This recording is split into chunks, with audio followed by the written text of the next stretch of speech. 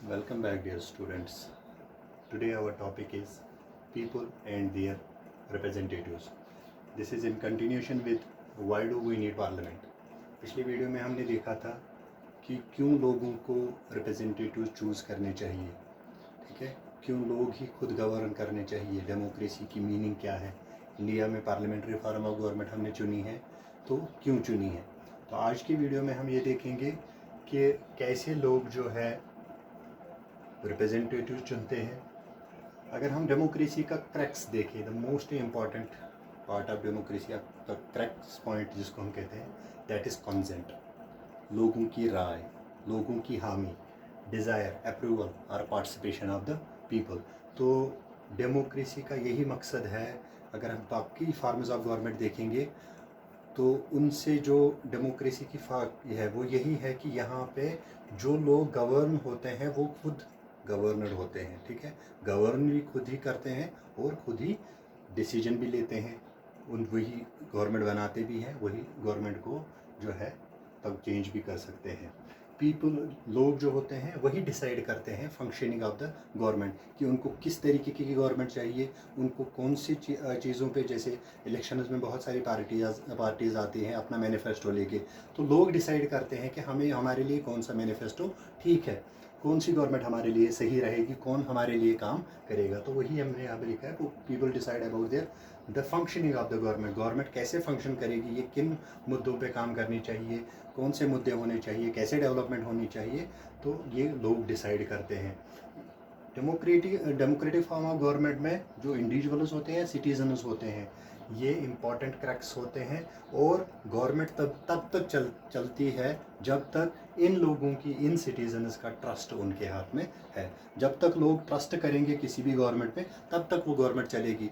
Once they lose the trust of the people, the government can not function. अब यहाँ पे question ये है, how representatives and government are chosen in a democratic form of government. तो यहाँ पे हमें ये 6th और 7th में भी आपने पढ़ा है कैसे इलेक्शंस होते हैं, कैसे रैलीज होती हैं, ठीक है, उसके बाद कैसे प्राइम मिनिस्टर कैसे बनाया जाता है। आप 6th 7th में आपने ये पढ़ा है, पिछले चैप्टर्स में हमने ये सब पढ़ा है। तो यहाँ पे हमें एक चीज़ है कि जब हम गवर्नमेंट बनाते हैं तो एक पार्लियामेंट बनता है, ठीक है, जैसे क्वेश्चन टॉपिक का नाम ही है why do we need parliament, parliamentary form of government हमारी है। तो ये पार्लियामेंट का रोल क्या होता है, अब हम ये देखेंगे कि इस पार्लियामेंट का रोल क्या होता है, क्या काम होता है इस पार्लियामेंट का। 3 काम होते हैं पार्लियामेंट के, जो मैंने यहाँ पे मेंशन किए हुए हैं। पहला जो है, to select the national government. पहला काम होता है कि जो हमारी कंट्री को गवर्न करे, यानी सेंट्रल गवर्नमेंट या नेशनल गवर्नमेंट हम उसको कहते हैं, उसको सिलेक्ट करना, ये पार्लियामेंट का काम होता है। दूसरा काम होता है उसका, to control, guide and inform the government, government को कंट्रोल करना, उसको गाइड करना टाइम पे, और उसको इन्फॉर्म करते रहना कहाँ पे कौन से लूप होल्स है, वो कैसे होगा वो हम आगे पढ़ेंगे। और तीसरा जो इसका इम्पॉर्टेंट काम होता है वो होता है लॉ मेकिंग। तो पहला पॉइंट आज हम डिस्कस करेंगे, to select the national government. आप लोगों ने भी पिछले भी क्लासेस में भी पढ़ा है कि हमारा जो पार्लियामेंट है इसमें 2 हाउसेज है, लोकसभा एंड राज्यसभा, ठीक है। लोकसभा के लिए इलेक्शंस होते हैं, राज्यसभा के लिए इलेक्शन होते हैं।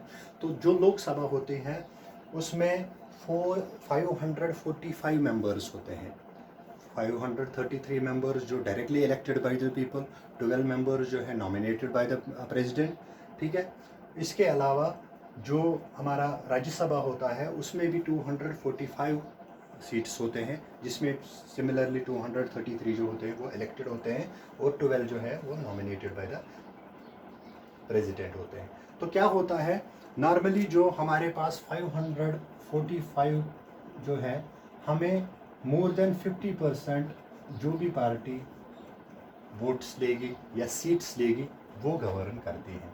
नॉर्मली क्या होता है, 2014 तक हमने देखा कि ज़्यादातर पार्टीज़, किसी भी पार्टी को जो बहुमत नहीं मिलता था, उसको मतलब क्लियर मेजॉरिटी नहीं मिलती थी, इसलिए यहाँ पे ज़्यादातर कोलिशन पार्टीज जो होती थी, कोलिशन गवर्नमेंट होती थी। 2014 और 2019 में हमने देखा कि बीजेपी को क्लियर जो है उनको मैंडेट मिला और यहाँ पर कोलिशन गवर्नमेंट नहीं है। तो क्या होता है, इन केस ऑफ कोलिशन और in case of single majority, जब किसी भी जैसे 2019 में हमने देखा 300 प्लस सीट्स मिली बीजेपी को। उसके बाद क्या होता है कि इनको चुनना पड़ता है अपना लीडर, जिसको हम प्राइम मिनिस्टर कहते हैं। प्राइम मिनिस्टर जो होता है वो हेड ऑफ लोकसभा होता है, ठीक है। इसके अलावा क्या होता है, इसके अलावा जो राज्यसभा में मेंबर्स होते हैं, राज्यसभा लोकसभा जो होते हैं इसको हाउस ऑफ द पीपल कहा जाता है। और राज्यसभा जो होता है, जनरली राज्यसभा में रिप्रेजेंटेटिव्स ऑफ द स्टेट होते हैं। हर एक स्टेट के वहाँ पे रिप्रेजेंटेटिव्स होते हैं। वो ये देखते हैं कि जो लोकसभा जो काम कर रहा है, लोकसभा जो फंड्स एलोकेट कर रहे हैं, लोकसभा जो डिसीजंस ले रहे हैं, तो वहाँ पे लाज जो बन रहे हैं वो हर एक स्टेट के लिए अपनी अपनी स्टेट के जितने भी रिप्रेजेंटेटिव्स हैं वो उसकी वैलिडिटी चेक करते हैं कि हमारे स्टेट के लिए ये कितना मुवाफिक है या कितना बेनिफिशियल या कितना नुकसानदेह है।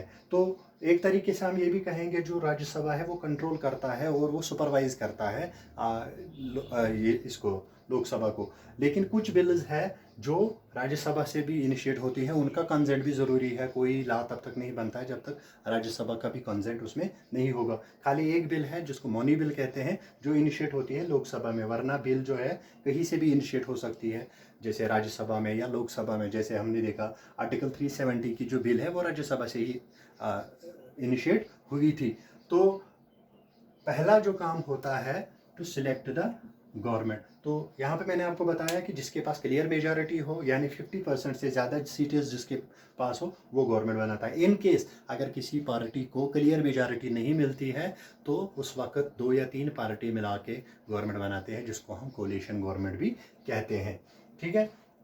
तो इसके बाद हमारे 2 पॉइंट्स रह जाते हैं, to control, guide and inform the government and law making. ये आने वाली वीडियो में हम पढ़ेंगे कैसे जो हमारा पार्लियामेंट है वो कंट्रोल, गाइड और इन्फॉर्म कैसे करता है गवर्नमेंट को, और वो लॉज कैसे बनाता है। होप कि आपको आज के वीडियो में जितना मैंने बताया आपको समझ में आ गया होगा। कोई भी क्वेश्चन हो, कोई भी क्वेरी हो, आप कमेंट बॉक्स में पूछ सकते हो। Till then take care and good bye.